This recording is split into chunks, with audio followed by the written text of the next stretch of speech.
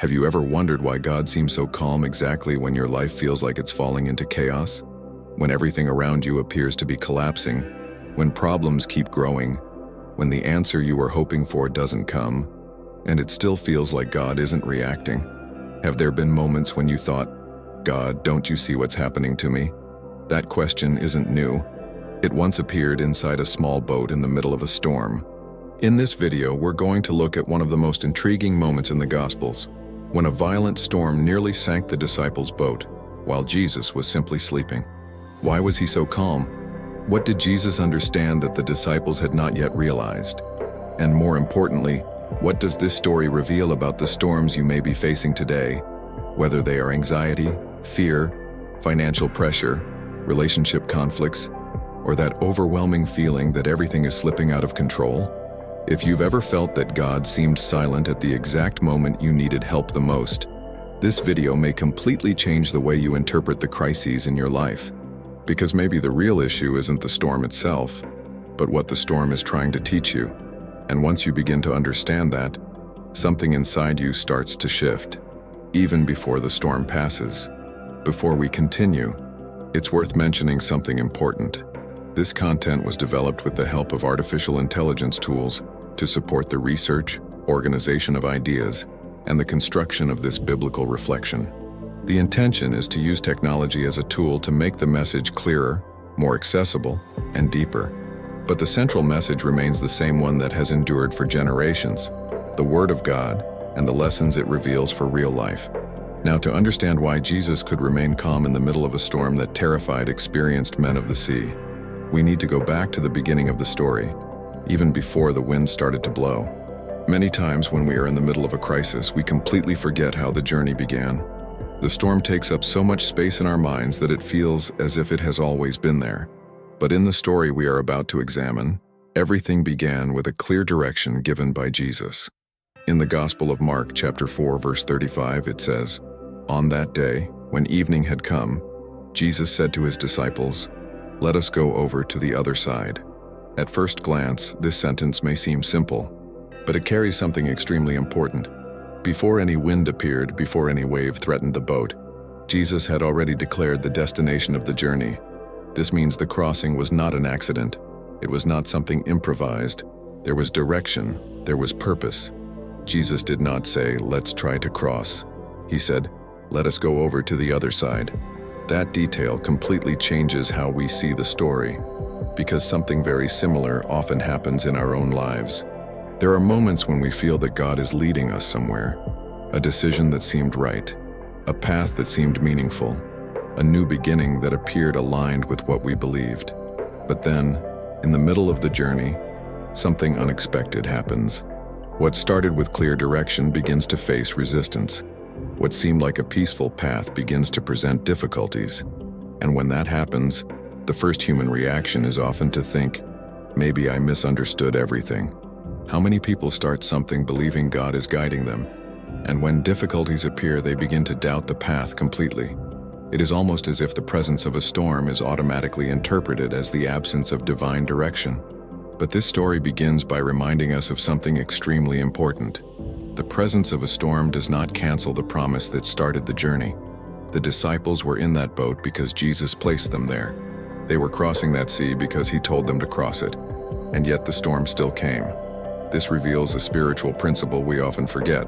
Following God's direction does not mean living without challenges. Many people believe that if something is truly aligned with God, everything should flow without resistance. But the Bible repeatedly shows that this is not the case. Abraham faced uncertainty. Joseph faced betrayal. Moses faced opposition. The disciples faced storms. The presence of difficulty has never been proof of the absence of purpose. In fact, many times the greatest tests appear precisely on the right path. And this is where something interesting begins to happen inside the human mind. When everything is calm, it is easy to remember God's promises. It is easy to trust. It is easy to believe that God is in control. But when circumstances begin to change, when pressure appears, when something threatens the stability of the journey, fear begins to interfere with our spiritual memory. What God said before the storm starts to feel distant in our minds. That is exactly what will happen to the disciples. They heard the promise, they entered the boat, they began the crossing. But when the wind starts to blow, that simple phrase, "Let us go over to the other side," will completely disappear from their perception. And this leads us to the next moment in the story. Because many storms in life do not begin slowly, they appear suddenly. Many crises in life share one common characteristic. They arrive without warning. One moment everything seems relatively stable, and the next moment something completely changes the situation. An unexpected problem appears, a piece of news alters the plans, and what once seemed under control begins to feel uncertain. That is exactly how the story continues in the Gospel of Mark. Shortly after they began the crossing, the text describes what happened. Mark 4:37 says, "A great windstorm arose and the waves were breaking into the boat, so that the boat was already filling." This was not just rough water, it was a violent storm. The important detail here is the speed at which everything happens. The journey had started normally, but suddenly the wind grows stronger, the waves rise, and the boat begins to be struck with force. What was simply a trip quickly turns into a dangerous situation. Another interesting detail in this scene is who was inside that boat. Among the disciples were experienced fishermen, men who had spent much of their lives on the Sea of Galilee. They knew how to navigate. They understood the behavior of the waters. They had faced storms before. Yet the text makes it clear that fear took hold of them. This reveals something deep about human nature. Experience does not completely remove fear when a situation seems to slip out of control. Even people who are used to handling challenges can feel that they are facing something greater than they expected. Perhaps you have experienced something similar.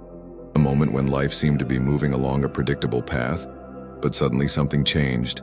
An unexpected financial difficulty, a family conflict that appeared without warning, or a growing concern about the future that began to occupy your thoughts. Modern storms do not always involve wind and waves.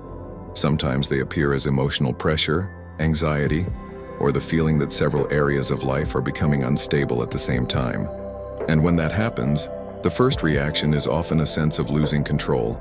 Human beings like to believe they can predict what will happen. We like to feel that we have some level of control over the circumstances of our lives. But a storm has the opposite effect. It reminds us how many things are actually beyond our control. That is what the disciples began to realize in that moment. The wind grew stronger, the waves entered the boat, and water started to accumulate inside the vessel. Every minute seemed to make the situation more dangerous. Imagine the scene unfolding. Some were trying to remove the water from the boat.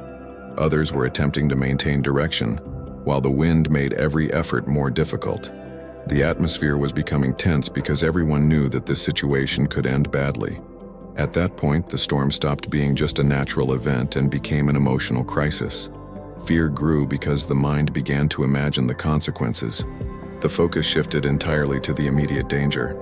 And when fear grows, something curious happens to human perception. Our attention stops focusing on the promises or the direction we received before the journey. Instead, we begin to look only at the waves around us. The disciples were no longer thinking about Jesus' words about reaching the other side. They were looking at the wind, the agitated sea, and the water filling the boat. For them, the storm now seemed like the only reality. But there is one detail in this story that makes the entire scene even more intriguing. While the disciples were struggling with fear, there was someone in that boat who was not reacting the same way. While the wind was blowing and the boat was being violently shaken, Jesus was sleeping. There is a moment in this narrative that immediately captures attention. In the middle of all the chaos of the storm, the text reveals a surprising detail. While the disciples are struggling against the wind and the waves, Jesus is not participating in the collective panic. His reaction, or rather, his lack of reaction, stands in sharp contrast to everything happening around him. Mark 4:38 describes the scene very directly. Jesus was in the stern, sleeping on a cushion. While the boat was rocking and water was beginning to enter, he was simply sleeping. This contrast is one of the most intriguing parts of the entire story, and immediately invites deeper reflection. On one side are the disciples, trying to control the situation, feeling fear, imagining that the boat could sink at any moment. On the other side is Jesus, resting in the same boat in the middle of the same storm, completely undisturbed by the chaos that surrounds them. This detail raises a natural question in the mind of anyone who reads the story. How can someone sleep in a moment like this? How can someone remain so calm when everything around them seems to threaten everyone's safety? The first reaction many people have when reading this passage is to assume that Jesus might not have realized the seriousness of the situation. But that interpretation does not make sense when we remember who he is and what the gospel reveals about his authority and awareness. Jesus was not sleeping because he was unaware of the storm. He was sleeping because the storm had no authority over the destination of that journey. For him, the chaos around them did not alter the final outcome of the crossing, nor did it change what had already been determined. This reveals something profound about the difference between human perspective and divine perspective. The disciples were interpreting the situation only through what they could see in that moment. The strong wind, the high waves, and the rocking boat all seemed to signal immediate danger. But Jesus could see something they were not yet perceiving. He knew that the journey would not end in the middle of the sea, because a word had already been spoken. Let us go over to the other side. This is a very important point for understanding the meaning of this story. Many times when we face crises, we interpret the situation only from what is happening at that moment, allowing the immediate pressure to define our understanding of reality. If the problem seems big, we imagine that everything is out of control. If the answer takes time, we assume nothing is being done. If God seems silent, we begin to imagine that he is distant or uninvolved. But the silence of God does not always mean the absence of action. In many moments, it reveals something different: absolute confidence in the purpose that has already been established and in the outcome that is already known. Jesus was in the same boat as the disciples. He was not distant from the storm. He was present within the situation itself. Yet his posture showed that the chaos around them did not determine the final reality of the journey. This is one of the great lessons hidden in this detail of the story. Sometimes what confuses us the most in life's crises is not just the problem itself. What unsettles us the most is the feeling that God seems too calm while everything is happening. When we expect an immediate reaction and it does not come, we begin to interpret that calmness as silence, distance, or even indifference.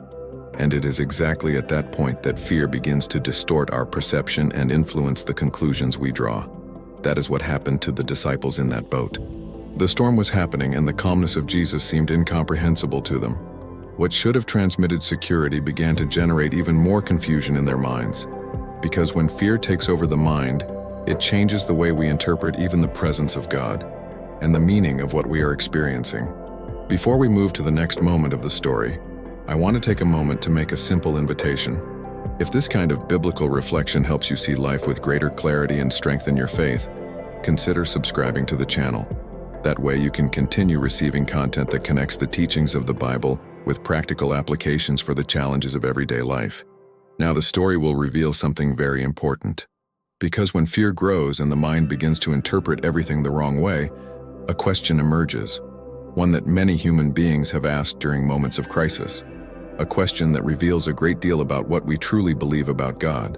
When a crisis lasts long enough, it begins to affect not only the external circumstances, but also the way we think. Fear has a powerful ability to distort our perception of reality. What once seemed clear begins to feel confusing. That is exactly what happened inside that boat. Mark 4:38 records the reaction of the disciples when they saw what was happening. They woke Jesus and said, "Teacher, don't you care that we are perishing?" This sentence reveals far more than simple concern about the storm. Look closely at what lies behind that question. The disciples did not only say, "We are in danger," they said something much deeper. "Don't you care?" In other words, the storm was beginning to affect not only the environment around them, but also the way they were interpreting the character of Jesus. This is a very common pattern in the human experience. When everything seems to be going well, it is easy to believe that God is taking care of us. But when circumstances become difficult, many people begin asking questions similar to those of the disciples. Is God seeing what is happening to me? Does God really care about this situation? Why does it feel like nothing is changing? The problem is not asking questions. The Bible is full of moments where sincere people express their doubts before God. The problem begins when fear starts to define our interpretation of reality. When the mind is dominated by anxiety or despair, it begins to produce quick conclusions. And many times those conclusions do not reflect the truth of the situation. The disciples were inside the boat with Jesus. His very presence was already a sign that they were not alone in that storm. Yet fear made them interpret his momentary silence as a lack of care. This reveals something very important about the way fear operates in the human mind. It usually produces three dangerous thoughts. The first is the idea that God is not seeing what is happening. When the problem seems too big, the mind begins to imagine that perhaps God is not paying attention. The second thought is that God does not care. The absence of an immediate response can be interpreted as indifference, as if human suffering were unimportant. And the third thought is that God will not act. When the situation seems to continue for a long time, the feeling arises that nothing will ever change. These three thoughts appear repeatedly throughout human history. They surface during moments of emotional pressure, periods of uncertainty, and especially when circumstances seem completely out of control. But the story of the storm shows that these interpretations can be deeply mistaken. Jesus had been present in the boat the entire time. He had not abandoned the disciples. He had not ignored the situation. He simply had not acted yet in that specific moment.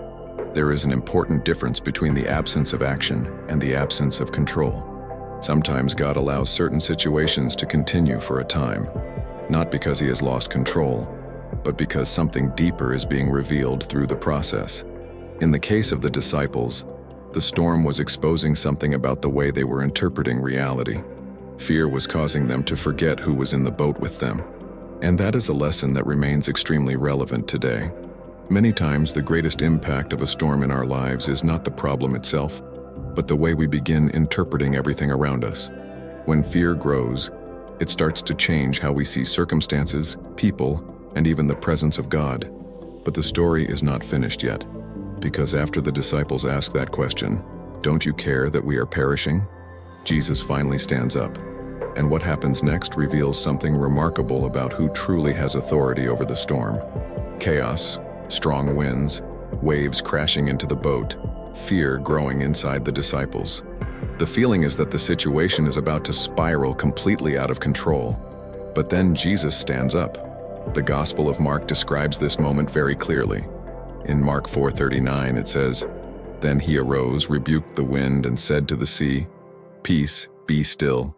And the wind ceased, and there was a great calm." Notice the simplicity of the action. Jesus does not struggle against the storm. He does not try to negotiate with the wind. He simply speaks. One command is enough for what seemed uncontrollable to become complete calm. This detail reveals something fundamental about who Jesus is. The storm that terrified the disciples was not beyond the reach of his authority. What seemed impossible for human beings to control was completely subject to his word. The wind obeyed. The sea obeyed. For those inside that boat, this must have been a stunning revelation. Until that moment, they had already seen Jesus teach, heal people, and perform miracles. But now they were witnessing something even deeper. They were seeing that even the forces of nature responded to the voice of Christ. This leads us to reflect on something important. Many times when we are in the middle of a crisis, we feel that the situation is too big to be resolved. The problem appears so complex that we begin to imagine there is no way out. But the story of the storm shows that what seems uncontrollable to us is not necessarily outside of God's control. The same wind that seemed to threaten the lives of the disciples was silenced by a single word. This does not mean that every storm in life disappears immediately. In many moments, God allows certain situations to develop for a time before he intervenes. But the existence of a problem does not mean the absence of divine authority over it. There is another important detail in this moment of the story. Jesus was not desperate before he acted. He did not panic when the storm began. He did not immediately rush to control the situation. This reveals something about the posture of God in the face of human crises. While the disciples were reacting to the chaos, Jesus remained at peace. And when he finally stood up, he did not react with fear. He exercised authority. The difference between reaction and authority is very significant. Fear reacts to circumstances. Authority governs circumstances. For the disciples, that storm seemed like an unstoppable force. But for Jesus, it was simply something that needed to be brought back into order. This helps us understand something about how God sees the crises of our lives. What appears to be a final threat to us may actually be only a temporary situation within a greater purpose. When we look only at the waves, it is easy to believe that everything is out of control. But when we look at who is in the boat, the perspective begins to change. And after the wind becomes calm and the sea grows quiet, Jesus does something that surprises the disciples even more. He does not begin by talking about the storm. He begins by talking about their fear. After the wind becomes calm and the sea returns to stillness, the atmosphere inside the boat changes completely. What was once the noise of wind and waves becomes silence. The threat that seemed imminent disappears in a matter of moments. But interestingly, Jesus does not begin by analyzing the storm. He directs his attention to something much deeper. Mark 4:40 records the words he said to the disciples, "Why are you so afraid? Have you still no faith?" This question reveals something essential about what was really happening in that moment. For the disciples, the main problem seemed to be the storm. The strong wind, the rocking boat, the water entering, everything indicated immediate danger. But for Jesus, the focus was not only on the external circumstances. He was looking at what was happening inside them. Jesus did not ask, "Why is the sea raging?" He asked, "Why are you afraid?" This reveals an important distinction between two kinds of battles. There is the external battle, what happens around us. Problems, challenges, crises, and unexpected situations that arise in life.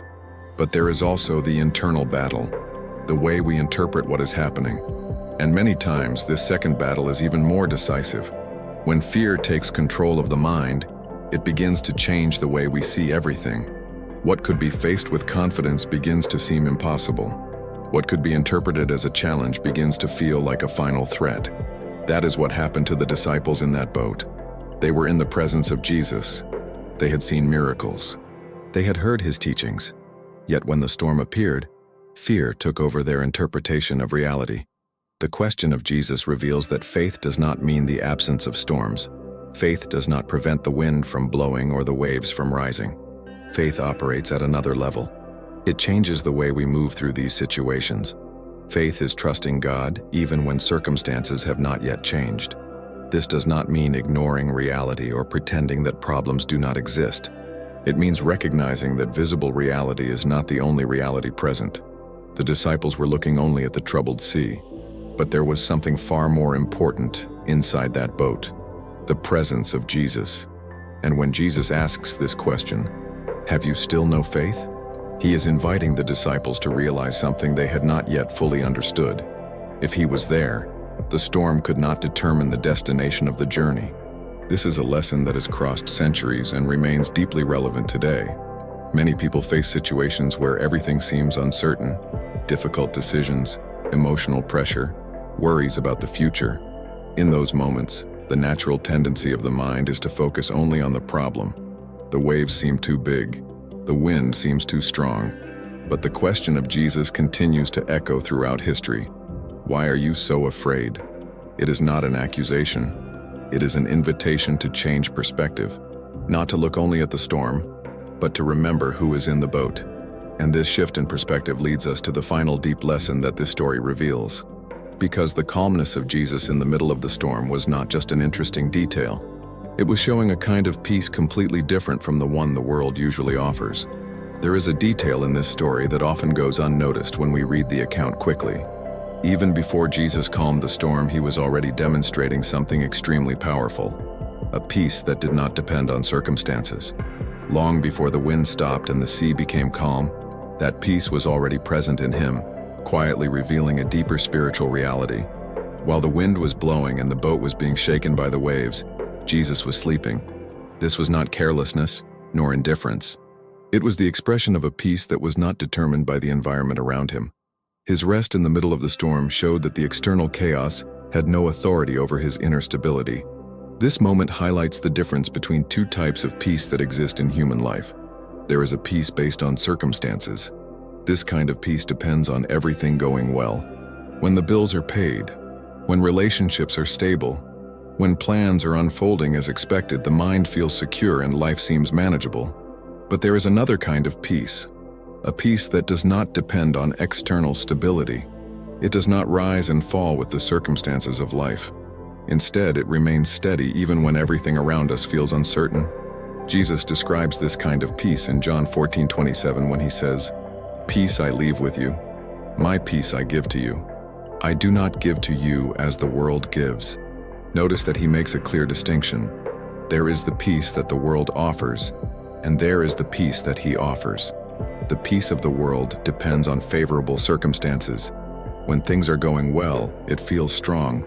But when something goes out of control, when plans fail, when uncertainty appears, when problems increase, that peace quickly fades.